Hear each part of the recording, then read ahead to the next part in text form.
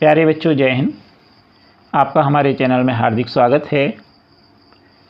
आपकी वार्षिक परीक्षाएं हो चुकी हैं तथा 30 मार्च को आपका वार्षिक परीक्षा परिणाम भी आ गया है। आशा है आप अच्छे अंकों से उत्तीर्ण होकर के अगली कक्षा में आपने प्रवेश ले लिया होगा। इस सत्र आपको 1 अप्रैल से नया सत्र शुरू माना जाएगा, जिसके अंतर्गत आपको हमारा घर हमारा विद्यालय के अंतर्गत प्रयास पुस्तिका कक्षा 6 से 8 जो आपको दी गई है उसे भरना है। इसमें सभी विषय से संबंधित प्रोजेक्ट हैं जो आपको अपने अभिभावक एवं शिक्षकों की मदद से पूरा करना है। अभी तक आपने हमारे चैनल को सब्सक्राइब नहीं किया तो कर लीजिए। आज हम प्रोजेक्ट कार्य 14 एवं 15 का हल देखेंगे। Question 1, make a list of 20 things found in and around your house. तो जो प्रोजेक्ट 14 है यह अंग्रेज़ी का है। आप अपने घर व घर के आसपास पाए जाने वाली 20 वस्तुओं की सूची बनाकर लिखना है। आप बड़े आसानी से लिख सकते हैं, जैसे प्लेट, थाली, cup, spoon, glass, chair, car, watch, bike, motorcycle, table, book, bag, watch, stool, key, cycle, comb, pen, lock, box और फैन। तो इस तरह बड़े आसानी से 20 वस्तुओं के नाम आप लिख लेंगे। अब इसी प्रश्न पर आधारित क्वेश्चन नंबर 2 है, classified the above listed words under the following categories. जो ऊपर आपने सूची बनाई है उसको नीचे दिए गए निम्न श्रेणी में अलग अलग बांटना है। Inside the home, outside the home. Inside the home मतलब जो घर के अंदर पाई जाती हैं, आउटसाइड द होम जो घर के बाहर। एक एग्जाम्पल दिया है ग्लास, ग्लास घर के अंदर पाया जाता है, और ट्री घर के बाहर, पेड़ घर के बाहर होता है। तो हमने जो लिस्ट बनाई है उसके अनुसार प्लेट, कप, ग्लास, थाली, spoon, chair, watch, table, book, key, pen, box, bag, stool, cycle, comb, lock, fan, ये सब कहाँ पाए जाते हैं? घर के अंदर। तो हम इन्हें रखेंगे इनसाइड द हाउस। बाहर कार, बाइक, वैसे हम साइकिल भी बाहर रख सकते हैं, तो इस कैटेगरी में हम साइकिल भी ले सकते हैं।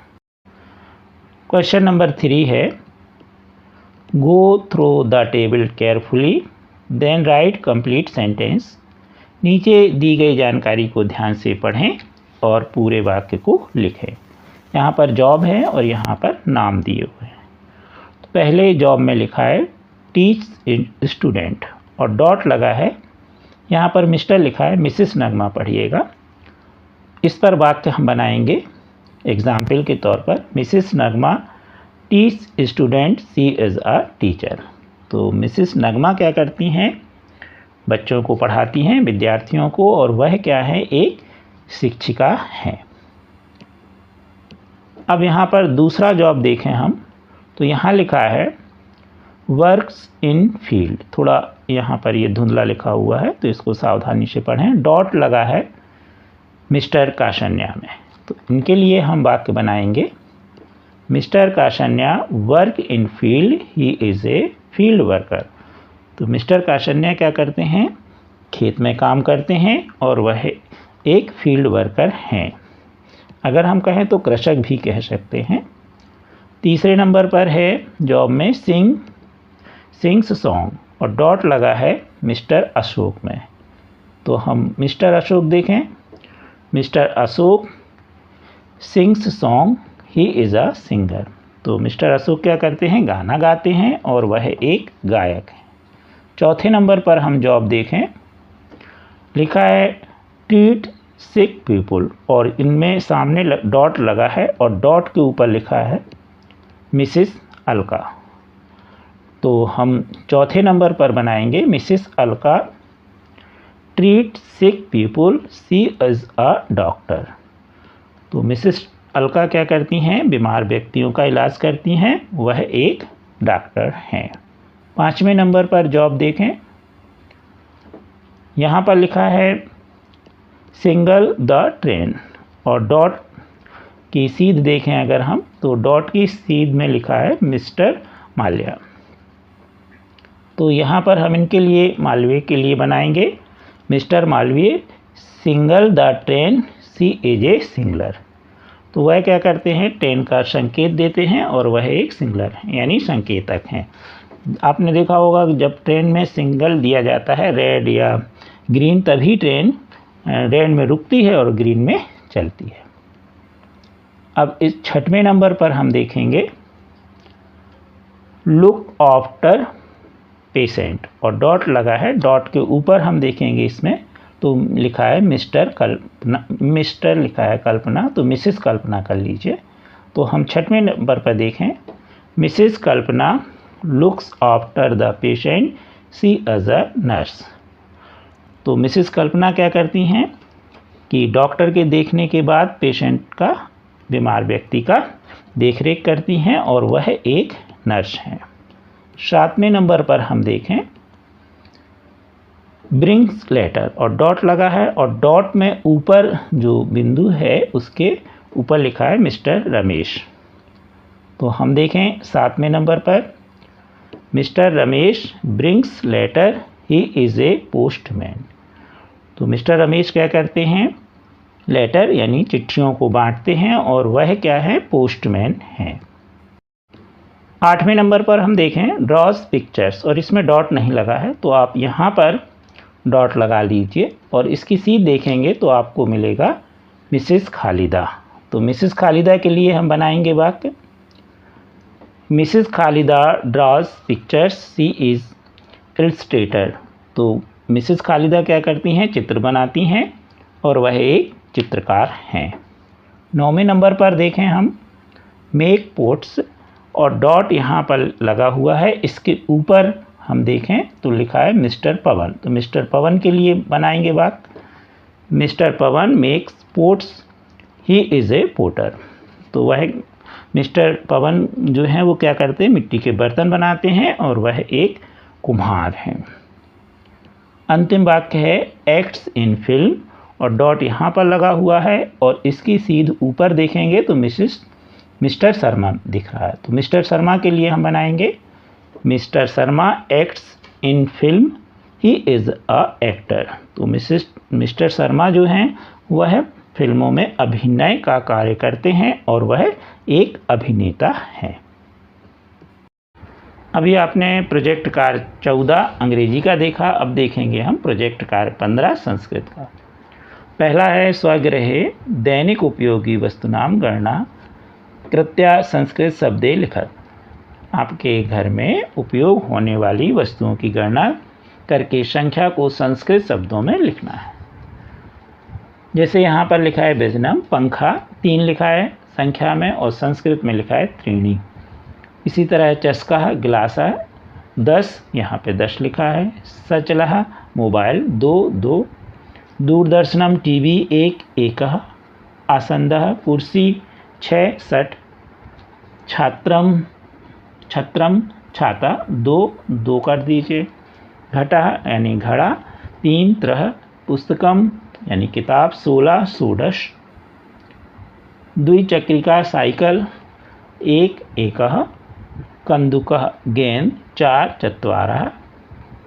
कक्षा कमरे 5, पंच।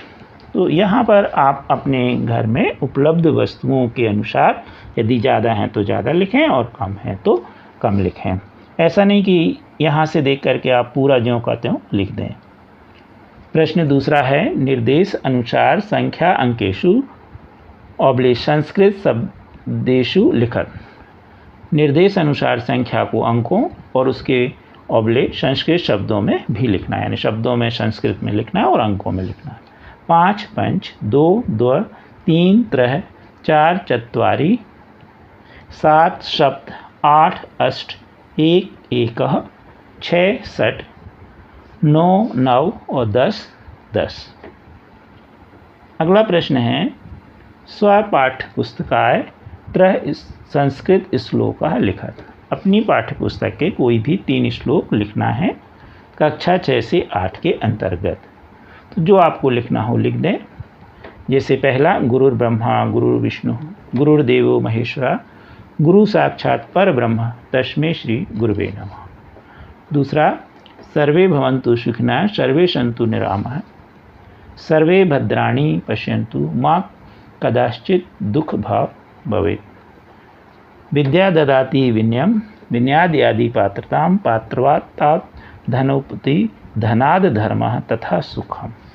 तो इस तरह बड़े आसानी से इसे कर सकते हैं। 16 परिवार के सदस्यों से बातचीत करते हुए पता कीजिए कि वे तालिका में दिए हुए काम को करते हुए गणित की किस समझ या अवधारणा का उपयोग करते हैं। तो इस प्रोजेक्ट में हम गणित की समझ और अवधारणा के बारे में जानेंगे। खाना बनाते समय तो आपकी जब माँ खाना बनाती हैं तो वह यह देखती हैं कितने व्यक्तियों का खाना बनाना है और उसके अनुसार जो भोजन बनाती हैं खाना में दाल चावल आदि तो कितनी मात्रा में लेना है। तो मान लीजिए चावल है तो कितनी कटोरी चावल लेना है। तो इससे मापन की अवधारणा समझ में आती है। प्रश्न दूसरा झाड़ू या पोंछा लगाते समय तो जब झाड़ू या पोंछा लगाते हैं तो उससे फर्श में या तो वर्गाकार होगा या आयताकार होगा। तो इससे भी ज्यामिति अवधारणा का ज्ञान होता है। प्रश्न तीसरा है बर्तन साफ करते समय तो बर्तन विभिन्न आकार के होते हैं। कटोरी जो होती है अर्धगोलाकार होती है, थाली वृत्ताकार होती है। तो इस तरह ज्यामिति अवधारणाओं का ज्ञान होता है। लौकी छीलते समय तो लौकी जब छीलते हैं तो सीधा सीधा छीलते हैं, एक सरल रेखा में छीलते हैं, इसलिए रेखीय अवधारणा स्पष्ट होती है। चाय बनाते समय तो चाय बनाते समय कितने कप पानी लेना है, कितने व्यक्तियों के लिए बनाना है, कितनी दूध की मात्रा लेनी है, कितनी शक्कर की, कितनी चाय की, तो यह सभी माप करके डालते हैं, इसलिए इसमें मापन की अवधारणा क्लियर होती है। बड़े बर्तन में अनाज भरते समय तो इसमें भी माप के भरते हैं, तो इससे भी मापन की अवधारणा स्पष्ट होती है। कपड़े धोने के बाद सूखने डालते समय तो जब हम कपड़ों को सूखने डालते हैं तो हम यह देखते हैं कि वो कितने समय में सूख जाएंगे, तो इसलिए यहाँ पर समय की अवधारणा स्पष्ट होती है। नोटों को गिनते समय तो नोटों को हम जब गिनते हैं तो हम 500 के, 200 के, 100 के, 50 के, 20 के, 10 के ऐसे नोट अलग अलग कर लेते हैं, फिर उनको हम गिनते हैं, जोड़ते हैं। तो इस प्रकार हमें जोड़ और घटाना की अवधारणा स्पष्ट होती है। योग या व्यायाम करते समय तो योग या व्यायाम जब हम करते हैं तो विभिन्न मुद्राएं के अनुसार करते हैं। जैसे आपने सूर्य नमस्कार किया होगा 12 चरणों में, तो इसमें हमें ज्यामिति अवधारणा स्पष्ट होती है। तोरण या माला बनाते समय तो तोरण या जो माला बनाते हैं उससे वृत्तीय, रेखीय, दूरी और पैटर्न की अवधारणा होती है। पैटर्न का मतलब मान लीजिए हमने 2 लाल फूल लगाए और फिर एक सफ़ेद, तो फिर 2 लाल फिर एक सफ़ेद। इसी तरह यदि हम माला बनाए मोतियों की तो इससे पैटर्न की भी अवधारणा का ज्ञान होता है। प्रोजेक्ट 17 आपके आसपास पाए जाने वाले पेड़ पौधों की तालिका अनुसार सूची बनाकर इनका विवरण लिखें एवं चित्र बनाएं या चिपकाएं। या तो आप यहाँ पर चित्र बना दें या बने बनाए चित्र को काट करके पेस्ट कर दें, चिपका दें। तालिका बनेगी क्रमांक, पेड़ या पौधे का नाम, शाख या झाड़ी या वृक्ष वह किस कैटेगरी में आता है, जड़ का प्रकार, उसकी जड़ कैसी है, पत्ती, सिरा या विन्यास कैसा है उसका, और फिर उसका चित्र। तो सबसे पहले हम जड़ के बारे में देख लें, रेशेदार जड़ और मूसला जड़। तो यदि हम देखें तो यह एक मूसला जड़ का चित्र है। इसमें आप देखिए एक मोटी जड़ है और इसके बाजू में छोटी छोटी पतली जड़ें हैं, तो यह मूसला जड़ है। जबकि इसमें आप देखें जो जड़ें हैं वह एक गुच्छे के रूप में हैं, तो यह एक रेशेदार जड़ है। अब हम इन पौधों को लिखेंगे और इनके बारे में तालिका बनाएंगे। मक्का, तो मक्का साग के अंतर्गत आता है। इसकी जड़ें रेशेदार होती हैं और मक्का जो होता है, जो विन्यास होता है, समानांतर विन्यास होता है। समानांतर मतलब सीधे सीधे, आपने जैसे गन्ना देखा हो तो इसी तरह मक्का लगता है। गुलाब यह झाड़ी के अंतर्गत आता है, इसकी जड़ मूसला होती है और विन्यास इसका जालिक होता है। जालिक मतलब जाल के समान। चित्र बने हुए हैं। नीम यह वृक्ष के अंतर्गत आता है, इसकी जड़ भी मूसला होती है और यह भी जालिका के रूप में होता है, यानी एक ऊपर जा कर के जाले के समान फैल जाता है, तने पत्तियां आदि। पालक, पालक शाक में आता है, रेशेदार जड़ होती है, समानांतर उसके जो विन्यास है वह होता है। आम वृक्ष है, इसकी जड़ मूसला होती है, जालिका है। यहाँ पर आप आम का वृक्ष का चित्र बना सकते हैं, हमने आम का फल बना दिया है। बेर, यह जंगली होती है, बेर झाड़ी के रूप में होती है, मूसला जड़ होती है, यहाँ पर सुधार लें, जालिका के विन्यास होता है उसका। मटर साग, रेशेदार, समानांतर। पीपल वृक्ष है, मूसला जड़ है और जालिका के रूप में। बैगन शाक, रेशेदार, समानांतर। बरगद वृक्ष, मूसला और जालिका। तो इस तरह से हम इसको बड़े आसानी से बना सकते हैं। इसी प्रोजेक्ट का प्रश्न बा है, किसी भी पुष्प के जैसे गुड़हल, धतूरा आदि के आंतरिक भागों को पहचान कर दिए गई जो सारणी है उसमें चिपकाकर नाम लिखें। तो यहाँ पर हमने चित्र बना दिए हैं गुड़हल का और उसको नाम लिख दिया, इसी तरह धतूरा। अब इसके पहले हम आंतरिक भाग देख लें। तो आंतरिक भाग कुछ इस तरह से होता है गुड़हल के पुष्प का। तो आपको दिखाई दे रहा है स्पष्ट, इसमें वर्तिकाग्र, वर्तिका, पुंकेसर, दल, बाह्यदल। तो अंडाशय, ये अंडाशय है, यहाँ से अलग से उसको बताया गया है। तो इस तरह ये बड़े आसानी से आप पुष्प के विभिन्न भागों को विज्ञान में पढ़ते हैं। अब इसके सभी जो पुष्प हैं उनके चित्र आपको काट के पेस्ट कर देना है। गुड़हल का, धतूरे का, सरसों का, गेंदा, गुलमोहर, चमेली, लिली इत्यादि। तो आप ऐसे जो आपको मिल जाए, ज़रूरी नहीं है कि जो हमने आपको बताया वही आप लें, जो पुष्प के आपको चित्र मिल जाए उनको लगा दें और उनके भागों को जिस तरह आपने गुड़हल के देखा उसी तरह उसके भागों को पहचानें और आप अपने जो विषय शिक्षक हैं विज्ञान के उनसे समझ लीजिए। कार्य 18, नीचे दी गई तालिका को ध्यानपूर्वक पढ़ें। वर्ष 2011 की जनगणना के अनुसार प्रदेश के 5 जिलों की जनसंख्या तालिका में दी गई है। तालिका है क्रमांक में 1, 2, 3, 4, 5। शहर का नाम इंदौर, जबलपुर, सागर, भोपाल, रीवा। जनसंख्या लाखों में इंदौर की है 32,76,697, जबलपुर की है 24,63,289, सागर की है 23,78,458, भोपाल की है 23,71,061 और रीवा की है 23,65,106। अब हमें एक इस तालिका को देखते हुए दंड आरेख या आयत चित्र बनाना है। आयत चित्र बनाने के लिए जो आपको खाली जगह दी गई है उसमें हम 2 अक्ष खींचेंगे, एक्स अक्ष समानांतर और लंबवत वाई अक्ष। या दूसरे शब्दों में हम ये कहें कि 2 सरल रेखाएं 90 अंश का कोण बनाते हुए खींचेंगे। इसे हम एक्स अक्ष बोलेंगे और इसे हम वाई अक्ष बोलेंगे। अब यहाँ पर हम यहाँ से जो कटान बिंदु है यहाँ से 1-1 सेंटीमीटर दूरी पर हम बिंदु बना लेंगे स्केल की सहायता से। इसी तरह वाई अक्ष पर 1-1 सेंटीमीटर की दूरी पर आप बिंदु बना लीजिए। अब यहाँ पर हम जो एक्स अक्ष है उसमें शहर लिखेंगे, रीवा, भोपाल, सागर, जबलपुर, इंदौर। आप चाहें तो यहाँ इसके नीचे लिख सकते हैं, हमने बॉक्स में लिख दिए हैं, आयत में लिख दिए हैं। अब ये कैसे बनाएंगे, तो सबसे पहले हम जनसंख्या लेंगे और जनसंख्या में हम जो है 4-4 लाख के 1 सेंटीमीटर मान लेंगे। पैमाना जो हमने लिया है 4 लाख बराबर 1 सेंटीमीटर। तो 1 सेंटीमीटर को हम 4 लाख मान के चलेंगे। तो पहले जो हमने पहला सेंटीमीटर लिया है बिंदु, उसको हमने 4 लाख लिया है और यहाँ पर हम जिगजैग की रेखा बना देंगे, क्योंकि यहाँ पर आप 0 लिखेंगे तो 0 से 4 लाख होगा नहीं, तो ये जिगजैग रेखा बन जाएगी।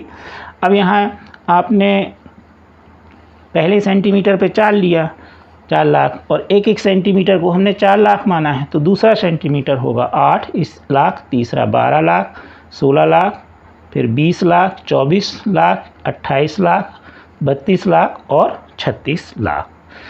अब ये तो हो गए हमारे जो y अक्ष है उस पर हमने जनसंख्या लाख में ले ली। अब देखें हम रीवा, तो हम यहाँ से जो पहला सेंटीमीटर है और दूसरा सेंटीमीटर, इस पर हम एक आयत बनाएंगे। तो पहले सेंटीमीटर वाली लाइन को हम, क्योंकि जो रीवा है, रीवा की जो जनसंख्या दी गई है हमको 23,65,106, तो रीवा के लिए हम बनाएंगे। तो रीवा के लिए सबसे पहले यहाँ पर हम देखें 20 लाख और 24 लाख के बीच आएगा, तो 23,65,106, तो ये रीवा हो जाएगा। अब देखें भोपाल, तो भोपाल की जनसंख्या 23,71,061 है, थोड़ी सी ज़्यादा है, इसके ऊपर हमने लिख दिया। ये वास्तव में इसकी सीध होगी 20 लाख और 24 लाख के लगभग जो है, बीच से थोड़ा सा नीचे, तो ये बिंदु ले लिया। थोड़ा सा ऊपर जाएगा कौन सा, भोपाल, तो ये इससे थोड़ा सा ऊंचा है। ठीक, ये वाले आयत से ये वाला आयत थोड़ा सा ऊंचा बनेगा और इसकी जनसंख्या कितनी है 23,71,061, तो भोपाल की हमने लिख दी। अब इसी तरह सागर की देखें तो हमारे पास है 23,78,458, तो ये थोड़ी सी इससे ज़्यादा है। तो देखिए ये आयत थोड़ा छोटा है, ये उससे थोड़ा ऊंचा है, ये उससे और ऊंचा है क्योंकि इसकी ज़्यादा है। और लेकिन ये सभी 24 लाख से जो है वो थोड़ा, देखिए तीनों नीचाई पर हैं, 24 लाख से तीनों क्या होंगे, नीचे होंगे। तो ये इस तरह से बड़े आसानी से तीनों आयत चित्र बन जाएंगे। अगला है जबलपुर, 24,63,289। अब 24 लाख से ऊपर जाएंगे हम और 63 मतलब लगभग 24 लाख और 28 लाख के बीच से थोड़ा सा ऊपर सीध देखेंगे और इसकी सीध पर हम जबलपुर वाले आयत चित्र को बनाएंगे। इंदौर वाला कितना है 32,76,697, यानी 32 लाख और 36 लाख के बीच में इसका बनेगा लगभग। तो ये इसकी आप सीध देखिए। ये अब ये बनाते कैसे हैं, सीध देखें तो हम पहले वाली सेंटीमीटर की लाइन लगभग 23,65,706 की सीध में ले लेंगे। ये देखिए आप, ये खड़ी लाइन, और दूसरी वाली को इसके समानांतर ले जाएंगे और मिला देंगे और आयत बन जाएगा। भोपाल के लिए अब हम यहाँ से हमने कौन सा बिंदु लिया था, दूसरा और तीसरा, पहला और दूसरा। अब हम कौन सा लेंगे, तीसरा और चौथा।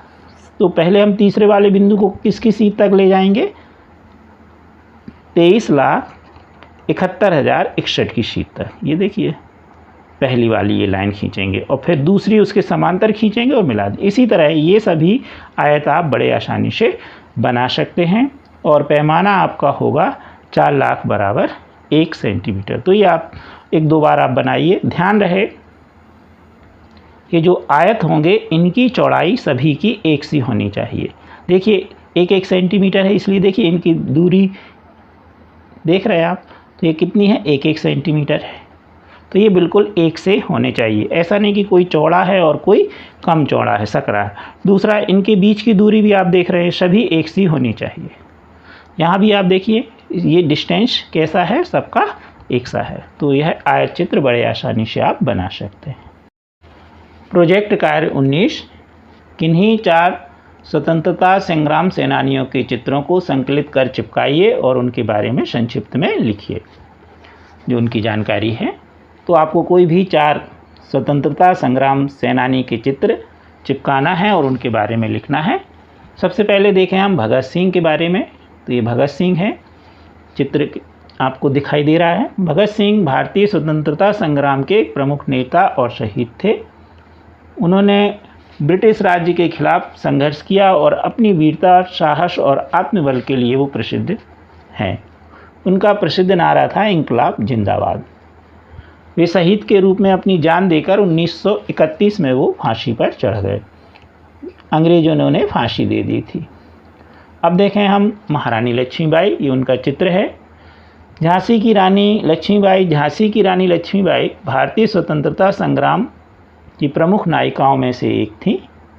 वह अपनी बहादुरी, साहस और स्वतंत्रता पर आत्मसमर्पण के लिए प्रसिद्ध हैं।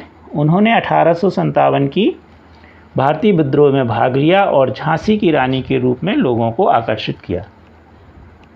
वे अपनी बहादुरी और वीरता के लिए जानी जाती हैं। यहाँ पर आप सुधार लें, बहादुरी कर लें। अगला है चंद्रशेखर आज़ाद, उनका चित्र है ये, आप देख रहे हैं। चंद्रशेखर आज़ाद भारतीय स्वतंत्रता संग्राम के प्रमुख नेताओं में से एक थे। उनका असली नाम था चंद्रशेखर तिवारी, लेकिन उन्होंने अपने स्वतंत्रता संग्राम के कार्यों के लिए आज़ाद शब्द का प्रयोग किया, इसलिए उन्हें चंद्रशेखर आज़ाद के नाम से भी जाना जाता है। उन्होंने ब्रिटिश साम्राज्य के खिलाफ में अंतर संघर्ष किया और वह अपने शूरवीरता और साहस के लिए मशहूर हैं।